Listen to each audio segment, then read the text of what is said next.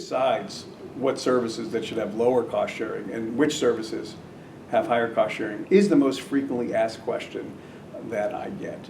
This is particularly challenging given our concept of nuance, where we say that no service is ever high or low value. So we're actually talking about specific services in a specific setting.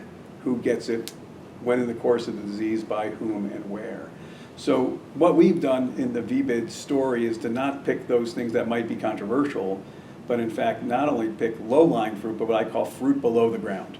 Those high-value services that have been determined to be quality metrics for such a long time, such as eye exams for diabetic individuals, cholesterol testing and treatment for people who have had heart disease. So this is non-controversial in the fact that organizations like the National Commission on Quality Assurance or the National Quality Foundation or specific specialty societies have been saying for decades, these are high-value services, these are benchmarks for physicians and health plans, and those are the services that we focused our earliest VBID efforts.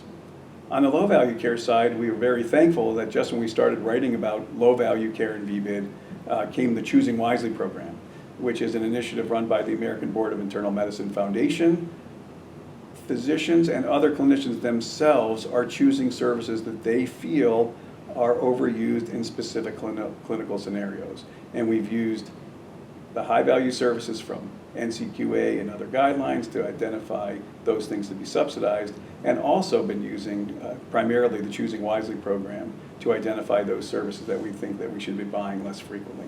And our hope is that if we spend the same amount of money, we'll get a lot more health, and that's been the goal of VBID since its onset.